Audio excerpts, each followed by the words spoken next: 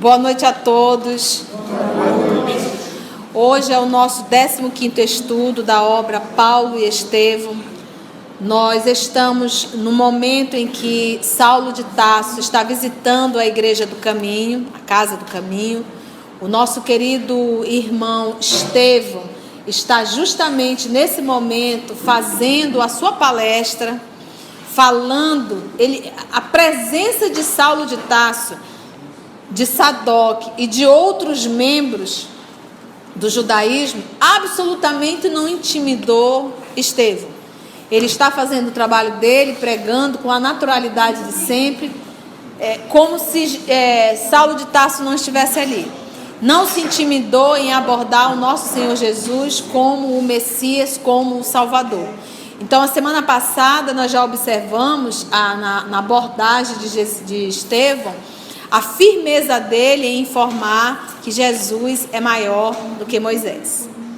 Então, até brincamos que nesse momento o nosso querido Saulo já deve estar em cólicas, entrando em convulsão, porque a fala de Gesiel, de Estevão, foi muito forte. Então, nós vamos continuar nessa palestra de Estevão. Se necessário, nós vamos parar para comentar, porque é riquíssimo o material de Estevão. Vamos lá, então? Vamos iniciar pela nossa prece? Fazer a nossa prece de abertura? Bondoso Mestre, nos reunimos aqui em Teu nome, Senhor, como uma grande família, nossos próximos, buscando compreender melhor os Teus ensinamentos, mas, sobretudo, praticá-los. Sabemos que as oportunidades não faltam, mas Te rogamos, Senhor, proporciona-nos ainda essas lições, as oportunidades de estarmos presentes, escutando os Teus ensinamentos. Proporciona-nos, Senhor, a oportunidade de levar adiante tudo o que aprendemos, não através de palavras, mas exemplos, sorrisos, afagos, um ombro amigo, a visita a um doente, a um necessitado. Que nós possamos refletir o amor, trazendo paz e tranquilidade a todos aqueles que cruzarem o nosso caminho. Abençoa e olha por cada um que não pôde aqui estar presente hoje. E igualmente todos os irmãos, colaboradores desta casa no plano espiritual, e todos aqueles que comparecem igualmente para o estudo. Que Tuas bênçãos desçam do céu, iluminando cada coração e trazendo o entendimento que cada um necessita. Que assim seja. Muito bom. Então, é Estevão que vai continuar falando. Então, vamos lá, voltando para a Igreja do Caminho, a palestra do nosso querido irmão Gesiel. Acima de todas as cogitações humanas, fora de todos os atritos das ambições terrestres, seu reino de paz e luz esplende na consciência das almas redimidas. Ó Israel, tu que esperastes por tantos séculos, tuas angústias e dolorosas experiências não foram vãs. Quando outros povos se debatiam nos interesses inferiores, cercando os falsos ídolos de falsa adoração e promovendo simultaneamente as guerras de extermínio com requintes de perversidade, tu, Israel, esperaste o Deus justo. Carregaste os grilhões da impiedade humana na desolação e no deserto. Converteste em cânticos de esperança as ignomínias do cativeiro. Sofreste o opróbio dos poderosos da terra. Viste os teus varões e as tuas mulheres, os teus jovens e as tuas crianças, exterminadas sob o guante das perseguições, mas nunca descreste da justiça dos céus. Como salmista, afirmaste com o teu heroísmo que o amor e a misericórdia vibram em todos os teus dias. Chorastes no caminho longo dos séculos, com as tuas amarguras e feridas. Como Jó, viveste da tua fé, subjugada pelas algemas do mundo, mas já recebeste o sagrado depósito de Jeová, o Deus único. Ó esperanças eternas de Jerusalém, cantai de júbilo, regozijai-vos, embora não tivéssemos sido fiéis inteiramente à compreensão, por conduzir o Cordeiro amado aos braços da cruz. Suas chagas, todavia, nos compraram para o céu, como o alto preço do sacrifício supremo. Ele está aqui dando um banho de Antigo Testamento. E Saulo de Tarso, que é um doutor da lei, nesse momento aqui, entende tudo.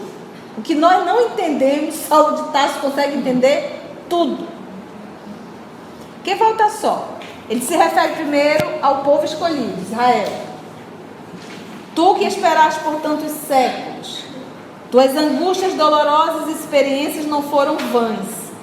Enquanto outros povos se debatiam nos interesses inferiores, cercando os falsos ídolos de falsa adoração e promovendo simultaneamente as guerras de extermínio com requinte de perversidade, tu, Israel, esperastes o Deus justo. Porque a massificação era politeísta e o povo de Israel já era monoteísta. E ele se considerava que o povo escolhido por Deus. Carregar-te, ele está falando aqui para o povo de Israel, né? Carregar-te os grilhões da impiedade humana na desolação e no deserto. Porque quantos anos o povo de Israel ficaram escravos no Egito? 350 anos. Quase 400 anos. E foram 40 anos caminhando, saindo do Egito para chegar à terra prometida. 40 anos.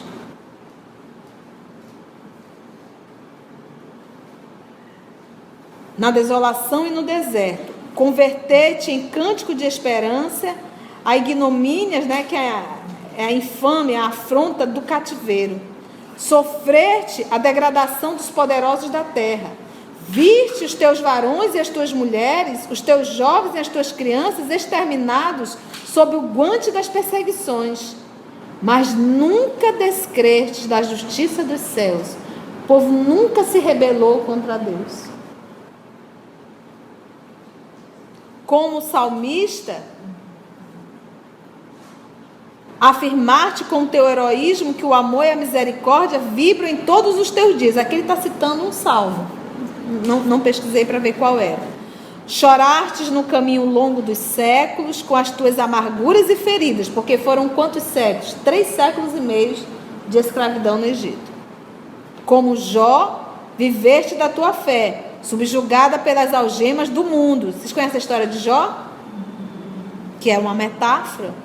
Mas retratando ali, o Jó era fiel a Deus.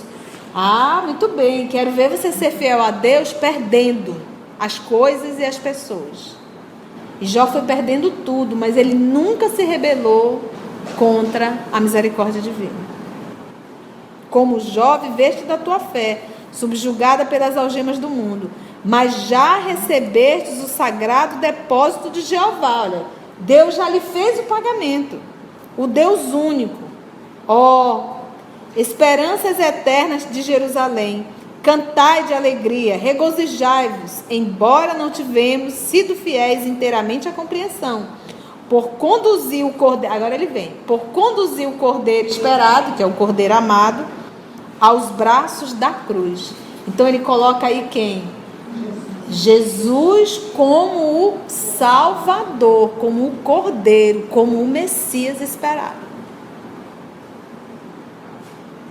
Porque a alegria do povo judeu Era esperar a vinda do Salvador. Mas qual era a crença deles? Que seria um Salvador guerreiro, e que esse Salvador iria salvar, qual era a ideia deles? Que ia salvar o povo de Israel da opressão dos romanos. Que ia libertar o povo da opressão dos romanos. Olha como é a ideia curta, terráquea e pequena, de terra a terra. Salvar de si mesmo. Ainda há pouco estudamos a parábola do bom samaritano no Evangelho. E estudamos as anotações de Mateus um pouco acima. Então, o que ele fala? Desse sofrimento eterno. É nos salvarmos desse sofrimento eterno. Essa reencarnação constante, que passa muitas das vezes a ser um grande sofrimento.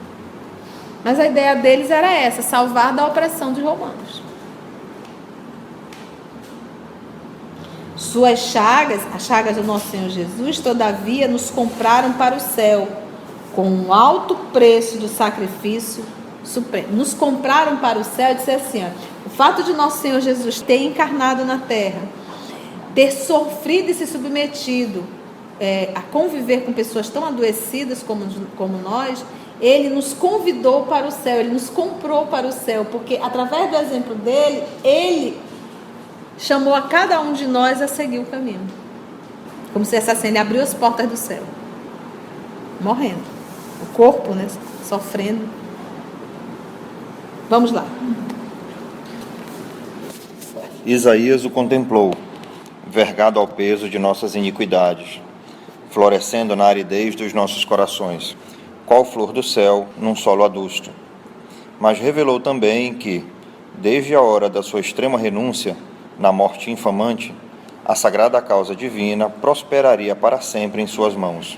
Isaías foi quem? Era o profeta que apresentava o Messias. Mas o Messias o quê? Sofredor. Não Messias guerreiro. Messias sofredor. Amados, onde andarão aquelas ovelhas que não souberam ou não puderam esperar? Procuremo-las para o Cristo, como dracmas perdidas do seu desvelado amor. Anunciemos a todos os desesperançados as glórias e os júbilos do seu reino de paz e de amor imortal. A lei nos retinha no espírito de nação, sem conseguir apagar de nossa alma o desejo humano de supremacia na terra. Muitos de nossa raça hão esperado um príncipe dominador, que penetrasse em triunfo a cidade santa, com os troféus sangrentos de uma batalha de ruína e morte. Ele está citando aqui qual Messias? O Messias o quê? Guerreiro. Guerreiro. Que nos fizesse empunhar um cedro odioso de força e tirania. Mas o Cristo nos libertou para sempre. Filho de Deus e emissário da sua glória, seu maior mandamento confirma Moisés, quando recomenda o amor a Deus acima de todas as coisas, de todo o coração e entendimento, acrescentando, no mais formoso decreto divino, que nos amemos uns aos outros, como Ele próprio nos amou. Esse mandamento é de Jesus. Moisés nos ensinava, aí o decálogo, né? O amar a Deus sobre todas as coisas. E Jesus disse, um novo mandamento vos dou. Amai-vos uns aos outros como eu vos tenho amado. Esse é o mandamento de Jesus. Esse foi o mandamento que ele disse. Amai-vos uns aos outros como eu vos tenho amado. Seu reino é o da consciência reta e do coração purificado ao serviço de Deus. Suas portas constituem um maravilhoso caminho da redenção espiritual, abertas de par em par aos filhos de todas as nações. Você viu aí ele explicando o que é o reino? O seu reino é o da consciência reta e do coração purificado ao serviço de Deus. Porque o que eles esperavam? Eles esperavam um reino, o quê? Um reinado terreno, de poder transitório. Imagina isso. Seus discípulos amados virão de todos os quadrantes. Fora de suas luzes haverá sempre tempestade para o viajor vacilante da terra que, sem o Cristo, cairá vencido nas batalhas infrutuosas e destruidoras das melhores energias do coração. Somente o seu Evangelho confere paz e liberdade. É o tesouro do mundo. Em sua glória sublime, os justos encontrarão a coroa de triunfo, os infortunados o consolo, os tristes a fortaleza no bom ânimo, os pecadores a senda redentora dos resgates misericordiosos. Os seus discípulos amados virão de todos os quadrantes, ou seja, o seu discípulo não está limitado ao judaísmo, que era o que os judeus faziam, né? Eles se fecharam, daí ele ter falado desse orgulho, dessa vaidade de se servirem uns aos outros e achar que as demais nações não fazem parte desse reinado. Então, o Estevão, quando ele coloca aqui, os seus discípulos amados virão de todos os quadrantes, não está limitado aqui não. Ele não é o rei dos judeus.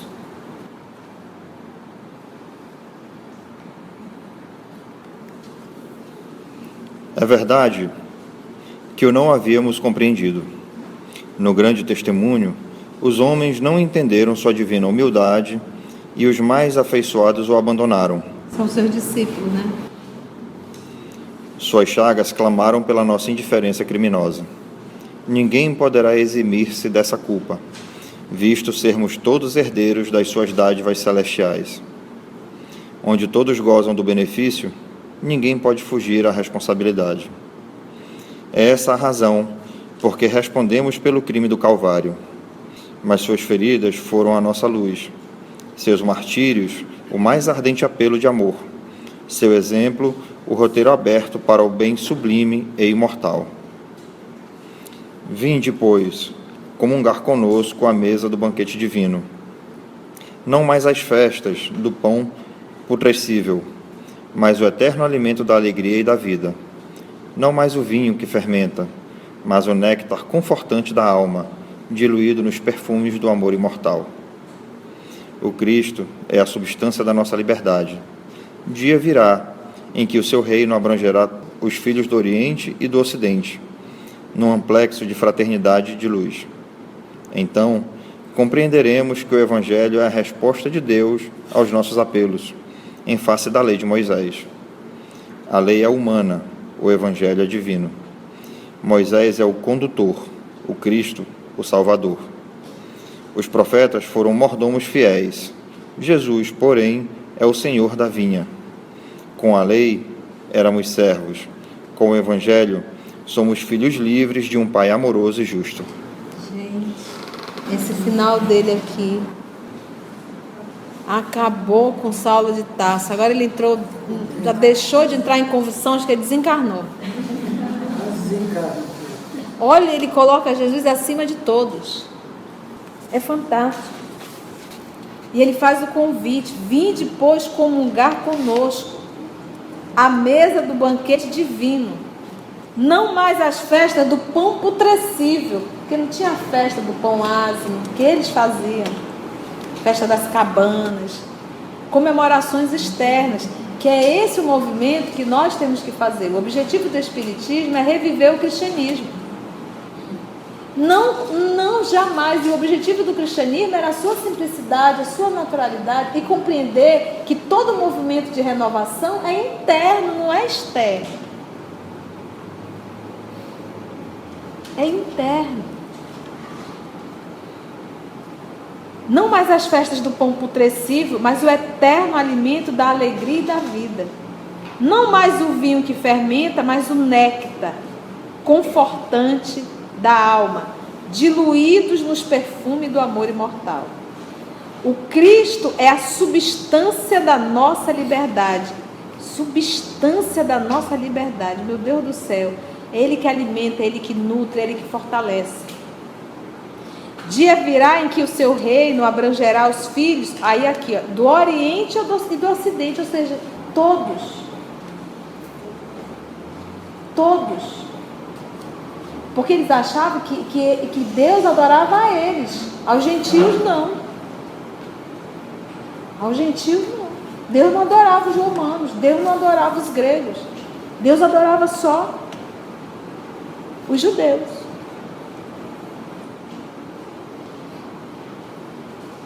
num amplexo aí num abraço, né? Num abraço de fraternidade de luz. Então compreenderemos que o Evangelho Evangelho é a boa nova, tá? A boa notícia. O Evangelho é a resposta de Deus aos nossos apelos, em face da lei de Moisés. A lei é humana, o Evangelho é divino. A lei de Moisés, não está falando do Decálogo. O Decálogo é um trabalho mediúnico, uma pneumatografia escrita direta na pedra. Mas Moisés criou várias leis. Eram leis o quê? Humanas. A lei é humana. O Evangelho, a notícia que Jesus traz, é divina. Então, nesse momento, ele coloca quem acima? Moisés ou Jesus? Jesus. Moisés é o condutor, o Cristo, o Salvador. Os profetas foram mordomos fiéis, mordomos administradores fiéis. Jesus, porém, é ele que é o dono da vinha. Colocou Jesus acima de todos os profetas. Com a lei éramos servos. Com o Evangelho, com essa boa notícia de Jesus, somos filhos livres de um Pai amoroso e justo. Não mais um Pai que odeia, que condena, que... Deus dos exércitos. Deus dos exércitos, né? Que pode ser traduzido também, segundo o nosso irmão Haroldo, por Deus das estrelas. Porque a palavra, acho que é Sevaot, se não me falha a memória, serve tanto para exército quanto para estrelas. Então você vai ver algumas traduções. Serve para os dois. Deus dos exércitos, Sevaot. Deus do exército, pode ser a palavra Sevaot, eu acho que é isso. Serve-se tanto para estrela quanto para exército. Aí depende do tradutor. Pode ser Deus das estrelas. O tradutor já usou um exército guerreiro. É porque pode. Vamos ver como é que está a situação de Saulo de Tarso. Com a pressão altíssima. Está entrando em coma. Está espumando. Deve estar espumando. O próprio Sadoc. E os outros, porque tem outros membros do judaísmo, lembra? Que foram para lá para tentar dar apoio ao nosso querido Saulo de Tarso. Nesse interim, Estevão sustou, parou a palavra que lhe fluía harmoniosa e vibrante dos lábios. Olha a palavra, inspirada nos mais puros sentimentos. Os ouvintes de todos os matizes, pensa, tinha ouvinte ali de todas as diferenças, não conseguiram ocultar o assombro ante os seus conceitos de vigorosas revelações. A multidão embevecera-se, estava em êxtase, tá, gente? Com os princípios expostos.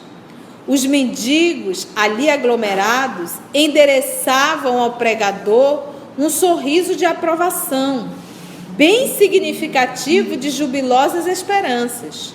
João, o evangelista, fixava nele os olhos enternecidos, identificando mais uma vez no seu verbo ardente a mensagem evangélica interpretada por um discípulo dileto do mestre inesquecível, nunca ausente dos que se reúnem em seu nome. João identificava em Estevão um discípulo dileto. João. E ele identificava, porque a forma com que Estevão falava era com uma amorosidade tamanha ao Cristo Jesus. Saulo de Tarso, emotivo por temperamento. Por que a semana passada nós estudamos aquele encontro dele com Abigail? Aquele momento de intimidade. Emmanuel fez questão de colocar esse momento, dessa intimidade entre ele e Abigail, porque ali Emmanuel apresenta a personalidade Saulo de Tarso. Ele ficou com ciúme até do amor dela para com o irmão Gesiel. Emmanuel nos colocou que os pais dele, a quem ele ama e respeita, várias vezes tentaram direcionar ele para determinadas moças e ele não se submeteu à vontade do pai e da mãe, porque ele é voluntarioso. Ele já estava com quase 30 anos, nunca tinha se relacionado com mulher nenhuma, porque ele queria do jeito dele, tem que ser a pessoa que ele idealizou, porque às vezes você é agoniado, acaba pegando, não, já estou chegando aos 30 anos, vai qualquer, né? Você não vê isso e diz, ou é do meu jeito ou morro velho, não tem problema nenhum, mas eu não vou ceder. Então isso tudo para mostrar o quê? O quanto a personalidade desse homem é irredutível.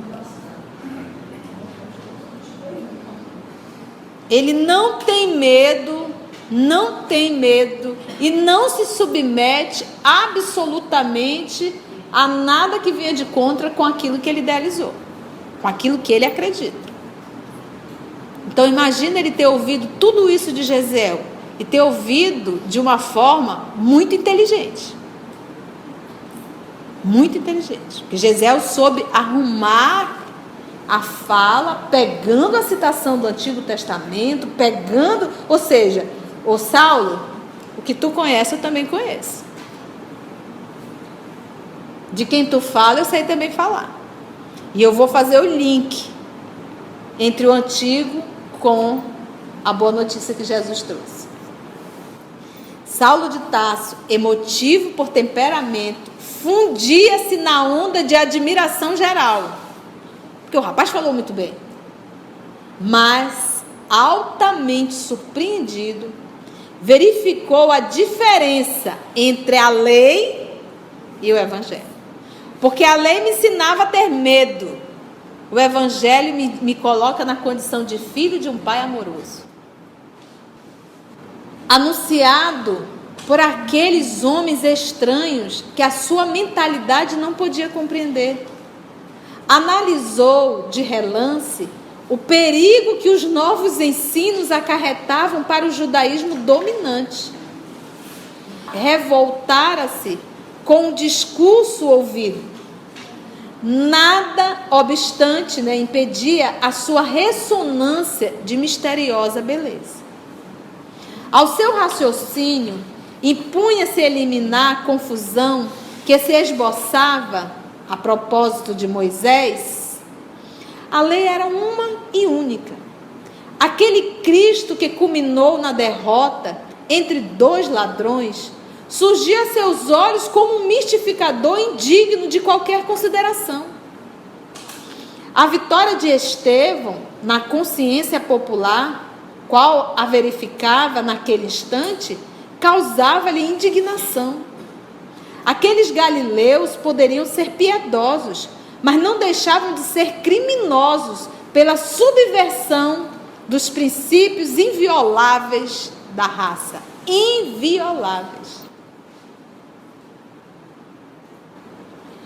O orador preparava-se para retomar a palavra,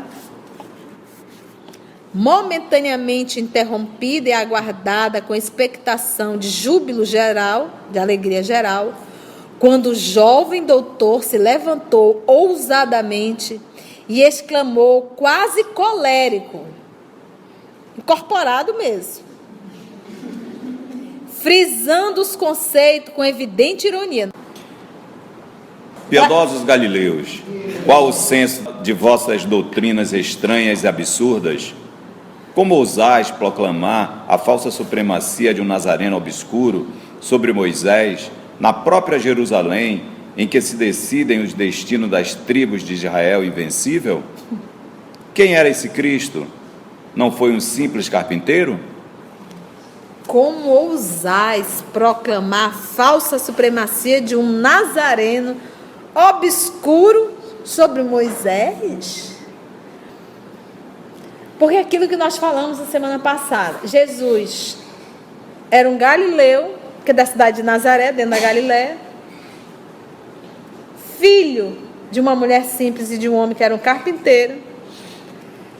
Jesus andava descalço, no meio de pessoas simples, não era um doutor da lei. Como é que esse homem simplório poderia ser o Messias? Isso é uma ofensa. E os judeus valorizavam muito o poder. Muito. Então, o fato de você estar na miséria é como se Deus não te adorasse. Ainda hoje, filho. Tem muitas religiões ainda trabalhando nesse nível de consciência.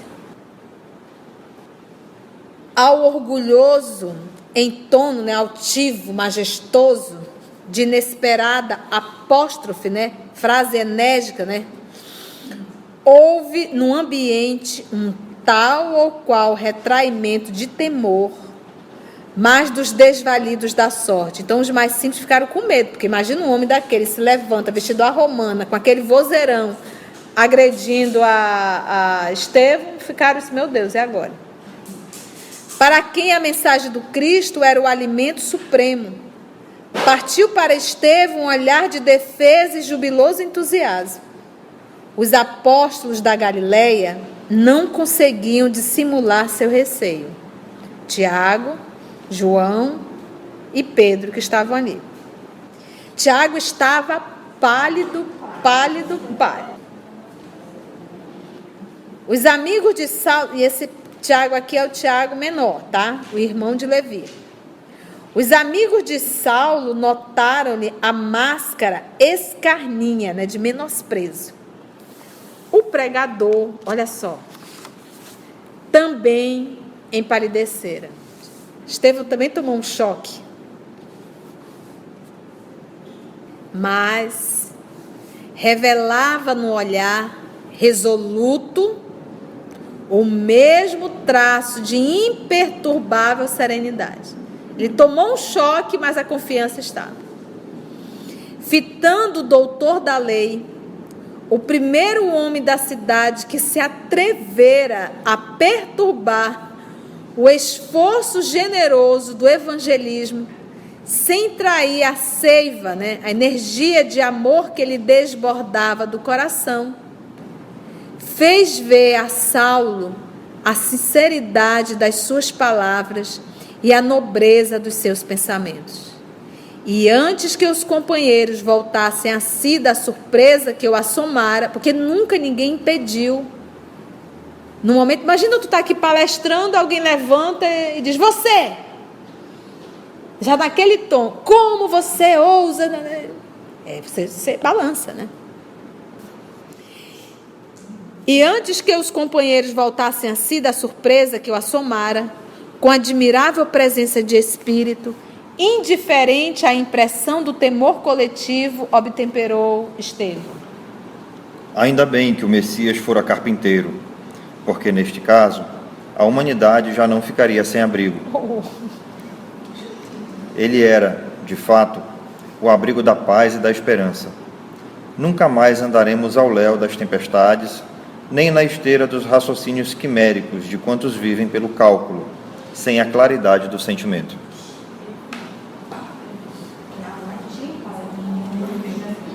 E lembra que a personalidade de Saulo não admite alguém da última palavra. E muito menos uma palavra mais inteligente do que a dele. Porque ele era muito presunçoso. Ele se achava inteligente. Ele estava assumindo o lugar de Gamaliel. E era inteligente. É uma personalidade muito inteligente. Isso é um fato. Então, ele pegou alguém que deu uma resposta que deixou ele sem pensar. Ainda bem que o Messias fora carpinteiro. Aí ele cresce. Porque nesse caso a humanidade já não ficaria sem abrigo. A resposta concisa, desassombrada, desconcertou o futuro rabino, habituado a triunfar nas esferas mais cultas, em todas as justas da palavra. Está vendo aqui? Desconcertou o futuro rabino, habituado a triunfar nas esferas mais cultas, em todas as justas da palavra. Então, sempre a última palavra era quem? A dele. Vocês lembram quando ele foi visitar, Sadoc veio visitá-lo? Vocês lembram? O encontro de Sadoc com Saulo de Tarso? Que aí Sadoc disse, quem lhe viu, quem lhe vê, né? vestido à romana, falando grego. E aí o que Saulo fez na hora? Cortou no coração a lei. Sempre querendo, de certa forma, converter, né, Roma e Atenas aos princípios do judaísmo. Então ele vai e já corta. Então a última palavra sempre é dele. Roma, a justiça, Atenas, a intelectualidade. Submeter ao que ele diz? Aos nossos princípios. Aos nossos princípios, que é os princípios do judaísmo. Vamos ver aqui. Enérgico, ruborizado, pensa homem vermelho, evidenciando cólera profunda, mordeu os lábios num gesto que lhe era peculiar e acrescentou com voz dominadora: Aonde iremos com semelhantes excessos de interpretação a respeito um mistificador vulgar que o Sinédrio puniu com a flagelação e a morte? Que dizer de um Salvador que não conseguiu salvar-se a si mesmo?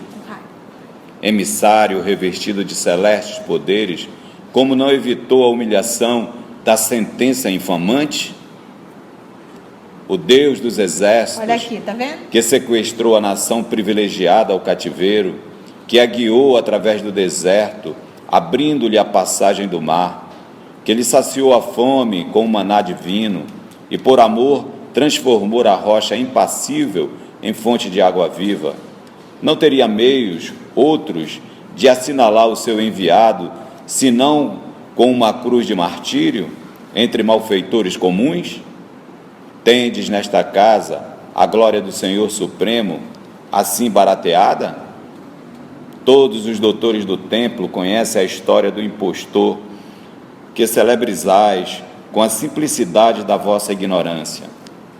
Não vacilais em rebaixar nossos próprios valores, apresentando um Messias dilacerado e sangrento sob os apupos do povo?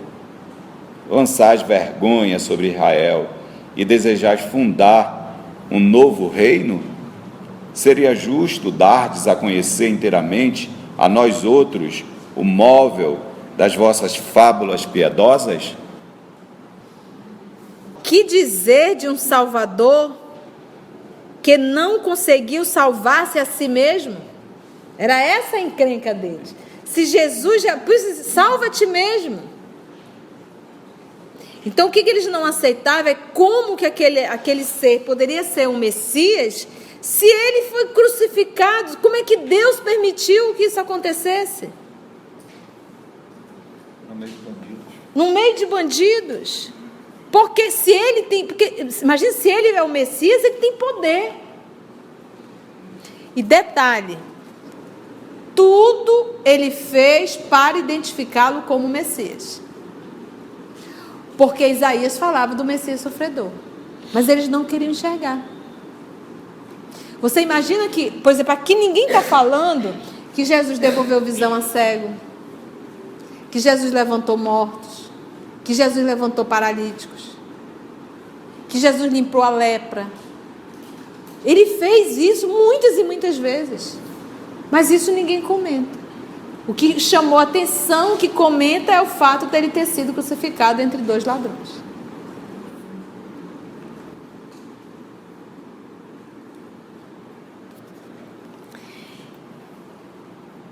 Que dizer de um Salvador que não conseguiu salvar-se a si mesmo? Emissário revestido de celestes poderes, como não evitou a humilhação da sentença desonrosa? Porque era uma desonra a crucificação, gente. O Deus dos exércitos que sequestrou a nação privilegiada ao cativeiro quando libertou do Egito, e está se referindo ao Egito, que a guiou através do deserto, abrindo-lhe passagem do mar, que ele saciou a fome com o maná divino, que tudo isso aconteceu nesse período de 40 anos, né? E por amor transformou a rocha impassível em fonte de água viva. Não teria meios outros de assinalar o seu enviado, senão como uma cruz de martírio entre malfeitores comuns? Quer que eu engula isso? Não vacilais em rebaixar nossos próprios valores, apresentando um Messias dilacerado e sangrento sob as vaias do povo? Quer rebaixar o judaísmo a isso?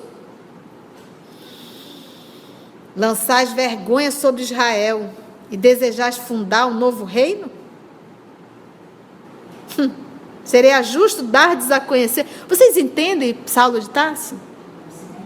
Dá para entender a perplexidade dele? Ele é orgulhoso, a vaidade dele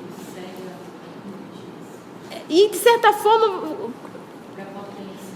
e não, é porque era o que ele acreditava. E outra, é o que ele acreditava, mas é porque Jesus era pobre. Jesus não fez nenhuma faculdade, Jesus não foi para Atenas, não teve os mestres gregos de Saulo. Jesus andava com um pescador. Descalço. Jesus não tinha título. Vou tomar Entendeu? O que mais incomodava a ele e aos outros era porque Jesus não tinha um poder transitório.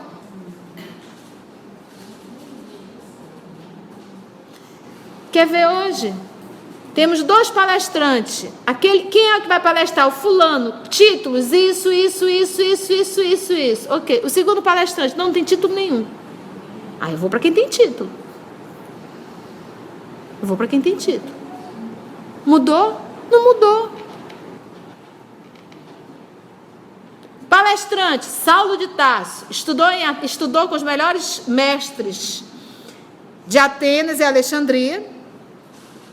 Cursou as melhores faculdades, é um doutor da lei e está assumindo o cargo de Gamaliel em Jerusalém. Segundo palestrante, Jesus, de onde é? Da cidade de Nazaré, não cursou absolutamente nenhuma faculdade. Não vai assumir o lugar de Gamaliel e não tem nenhum título. Que palestra você vai assistir? Depende do assunto. A primeira coisa que a gente vê é os títulos.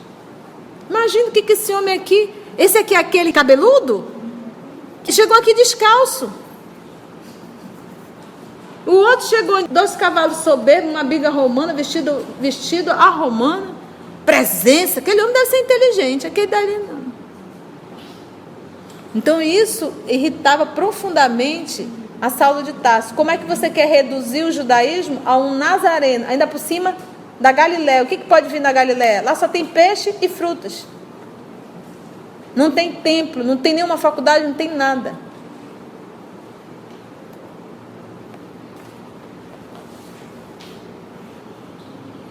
Estabelecido uma pausa no seu discurso,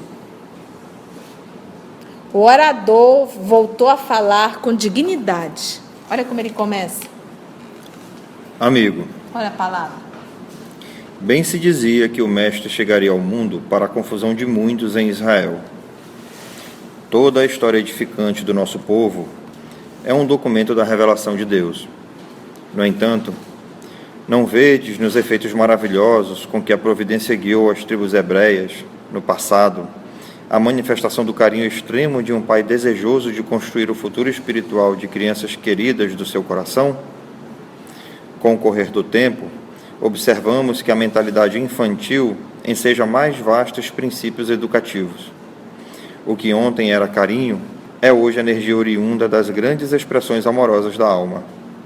O que ontem era bonança e verdor, para a nutrição da sublime esperança, hoje pode ser tempestade, para dar segurança e resistência.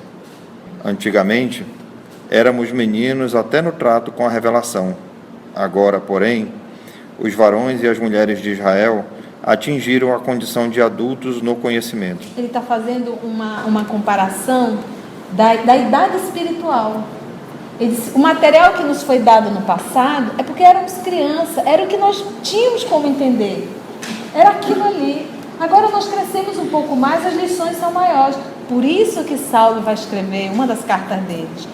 Quando eu era criança, pensava como criança, me vestia como criança, falava como criança. Tem uma carta de Paulo. Ele usa esse, talvez aqui, pautado nessa lição aqui de Gesiel, de Estevão. O Filho de Deus trouxe a luz da verdade aos homens, ensinando-lhes a misteriosa beleza da vida, com o seu engrandecimento pela renúncia. Sua glória resumiu-se em amarmos, como Deus nos ama. Por essa mesma razão, ele ainda não foi compreendido.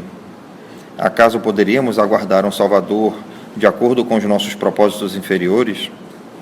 Os profetas afirmam que as estradas de Deus podem não ser os caminhos que desejamos e que os seus pensamentos nem sempre se poderão harmonizar com os nossos.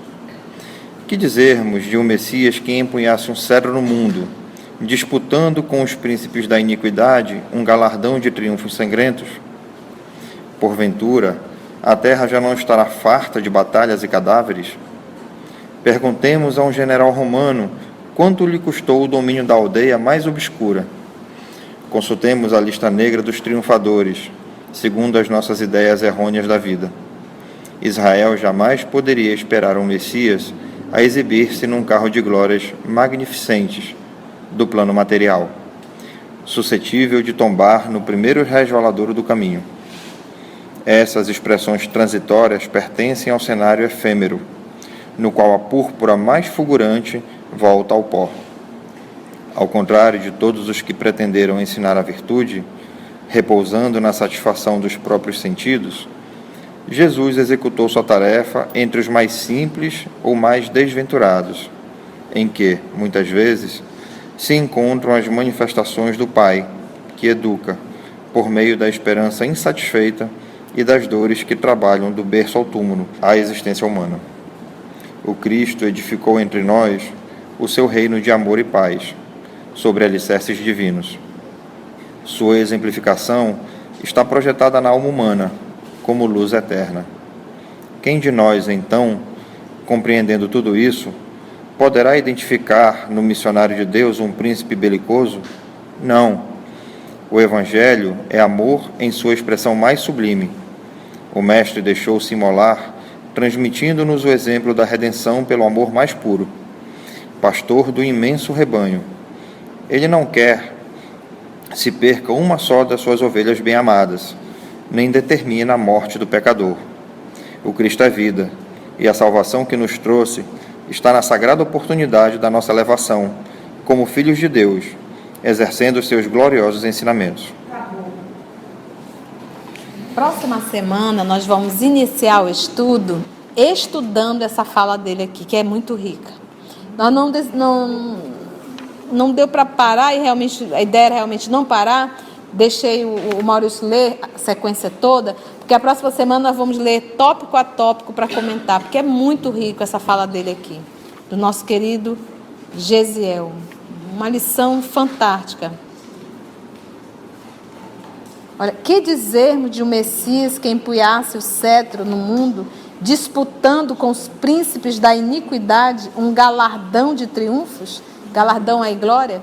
Então, vamos comentar isso aqui, o próximo estudo. Nós vamos iniciar o próximo estudo comentando essa fala aqui de Estevão, tá bom? Foi bom o estudo? Muitas lições? Dá para sair diferente do que entramos? Nenhuma pergunta? Sobre esse Jeová, tanto na terça-feira como agora falaram no Deus Jeová. Mas é o espírito superior que guiava eles, né? Jeová é o nome que eles davam a Deus. É o nome a Deus. E aquele que se apresentou, né, que chama Jeová, mas é um espírito protetor, né? Fala na Bíblia, que ele ensinava os caminhos para eles. Sim, era a voz.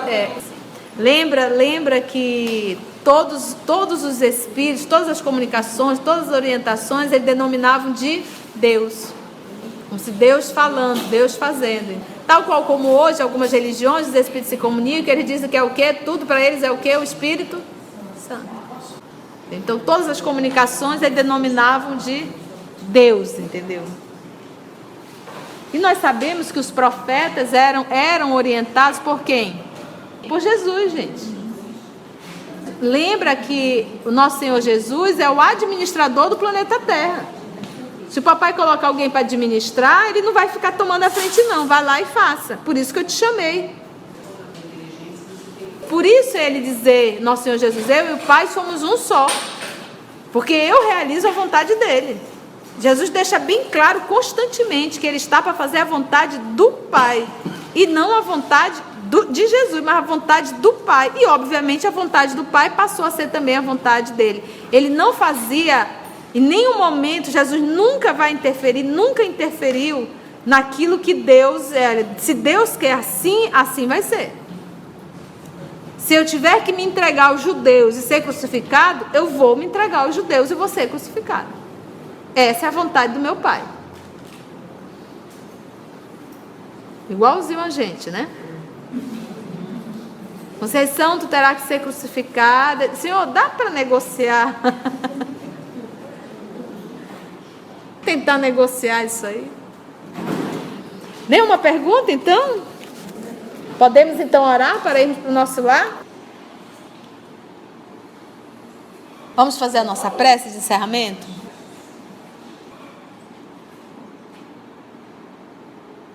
Amor de nossa vida,